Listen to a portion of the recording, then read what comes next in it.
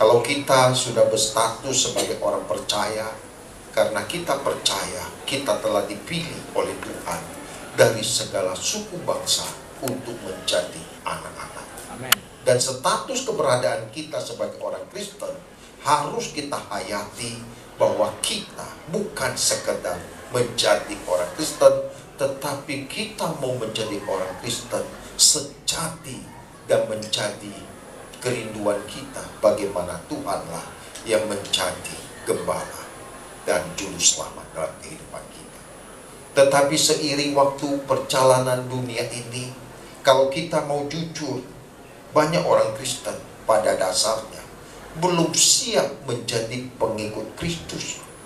Mereka hanya beragama Kristen yang diwarisi dari turun-temurun, apalagi Kristen sejak lahir, apalagi sudah berkategori sebagai jemaat yang sangat aktif dalam gereja, dari minggu ke minggu ibadah, bulan berganti bulan, tahun berganti tahun.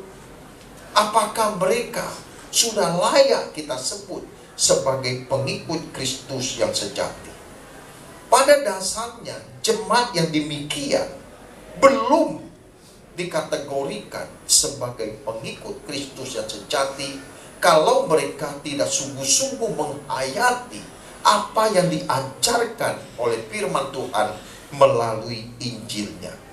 Tidak heran orang-orang yang demikian pada akhirnya suatu hari mereka bisa menjadi kecewa kepada pendeta, kepada majelis, kepada penatua, maupun kepada Tuhan. Dan akhirnya mereka meninggalkan Tuhan atau berkhianat kepada Tuhan. Karena pada dasarnya mereka belum mengalami perjumpaan pribadi dengan Tuhan. Kalau seseorang sudah sampai tingkat mengalami perjumpaan pribadi dengan Tuhan, mereka tidak akan murtad, mereka tidak akan berkhianat kepada Tuhan seperti yang dilakukan oleh para rasul ketika gereja mula-mula berdiri. Gereja mula-mula berdiri itu menghadapi tekanan yang begitu hebat. Apalagi pada zaman itu dalam pemerintahan Romawi, orang-orang yang menjadi pengikut Kristus masuk di dalam aniaya yang besar. Tidak sedikit di antara mereka ditawan, disiksa, bahkan dikucilkan, sampai tingkat mereka kehilangan nyawa. Itulah yang dimaksud mengikut Kristus, bahwa dia merela mempertaruhkan seluruh hidupnya bagi Tuhan.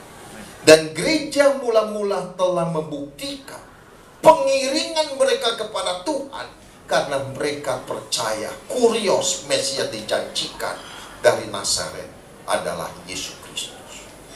Makanya di tengah aniaya yang hebat apapun tidak membuat mereka menjadi kecut dan tahu hati, tetapi justru mereka menunjukkan kesetiaannya yang kokoh, yang militansi.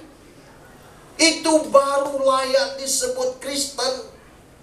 Kenapa disebut Kristen? Di dalam Kisah Rasul 11 dan 26 dikatakan di Antiokhia lah murid-murid itu untuk pertama kalinya disebut Kristen. Jadi status kita sebagai orang Kristen bukan hanya di KTP tok. Status kekristenan kita harus bermuara, berkiblat kepada satu pribadi, yaitu Tuhan Yesus Kristus. Kalau kekristenan kita belum seperti Kristus, kita belum seperti Kristen. Tidak layak disebut Kristen. Karena di Antiokhia, kenapa disebut Kristen? Karena murid-murid Tuhan berperilaku seperti Kristus.